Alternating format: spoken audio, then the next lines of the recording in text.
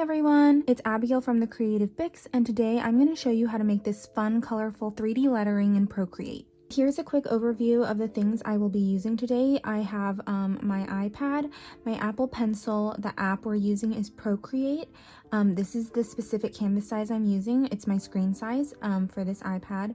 And then these are the brushes and the color palette I will be using, and those will be linked in the description, and you can find them in my shop. Okay, so first we're going to start on a blank canvas, and what we're going to do is I'm going to set a background color. So with my Amsterdam palette, I'm going to grab that lightest cream shade, and I'm going to fill my canvas with that, and then I'm going to add a new layer above it. So on this new layer, I have the Sadie Brush, and what I'm going to do is I'm going to turn it up to be a pretty big size, about 30% or more, and we are going to just draw a bunch of stripes across and blend them together. So I'm going to grab this orange shade first and just draw kind of a loose diagonal. It doesn't have to be perfect because we're blending it all out. Then I'm going to grab kind of this berry red shade, and we're going to go over it, and then a plum, and then the last one we're going to grab is this kind of tealy blue right here. So now our entire canvas is covered in these colorful stripes, and we're going to go to our adjustment menu and tap Gaussian blur, and then we're going to blur as little or as much as you want. So if you drag all the way to the right, it'll be super blurred. If you want to kind of keep a little bit more differentiation between those colors, you won't blur as much. You'll keep it a little bit farther to the left. So I like it right in the middle, so we're going to go about 50%, and then I'm going to tap right out of that.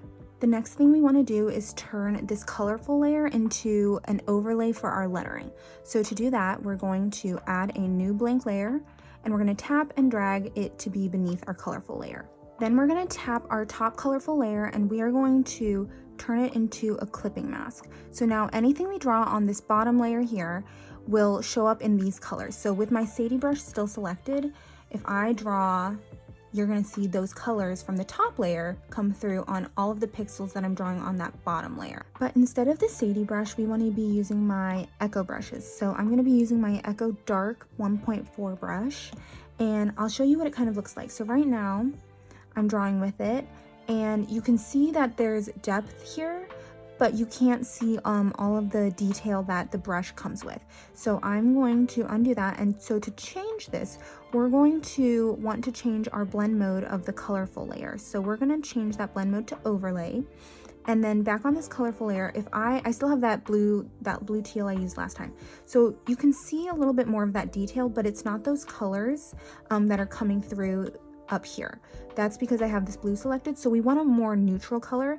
So I'm going to go back to this cream shade that we used initially for our background, and I'm just going to kind of take it over a little bit down into a grayer area, and now when I draw, you can see that the colors come through more naturally like they do up here. So all that's left now is to just letter or doodle or whatever you'd like. So I'm going to 2-finger tap to get rid of that. And you can letter whatever you'd like, and you want to check out the sizing. So the shorter the word, like if you're just doing hi, you could probably get away with a bigger brush size, like hi, right? But if you're going to do a longer word, I would suggest lowering the size. So I'm going to probably lower it to 7% and see what that looks like. I like that. That looks pretty good. So I'm going to just letter the word colorful, and I'm going to speed that up.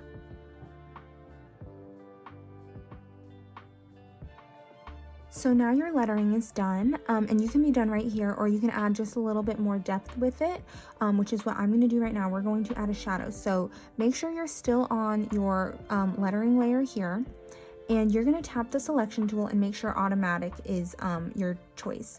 And we're going to tap on the lightest part, the top part of our lettering. So there's a couple of layers here, but we're just going to make sure we're tapping on only this light part here, and we're going to make sure it's selected. So right now, depending on your selection threshold, you might have to drag it to the right or to the left. So I'm going to drag it to the right as far as I can until I see this second layer pop up, and then I'm going to drag it back to the left until that's gone. So I only want that monoline top part of it to be selected. And then what we're going to do is we're going to add a layer beneath the lettering, and we're going to turn it, grab the color black, and we're just going to tap this layer and tap fill layer. So now you can see that we have that monoline. If I move it, you can see here that we have that monoline part in black right behind our lettering on the layer below. And then with that move tool right over there, we're just going to offset it ever so slightly. So you can move it however far away or however close you want. And so I'm just gonna move it a little bit so you can see it, but not too far that it's too separated. And then from there, what we're going to do is we're going to go back to our adjustment menu and tap Gaussian blur again, and we're going to swipe to the right, and you can blur however much or however little you want.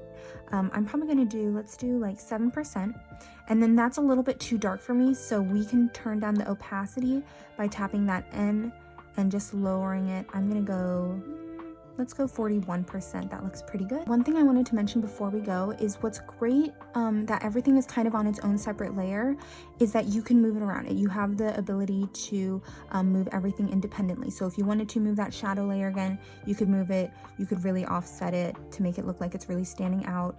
You could, if you want to make sure everything's centered, you can tap each and drag to the right on each layer that you want to move. I would just move these lettering layers, and you can turn on snapping right here and make sure that it's centered, so you could move it up and see where the yellow lines intersect to make sure it's right in the center of your canvas.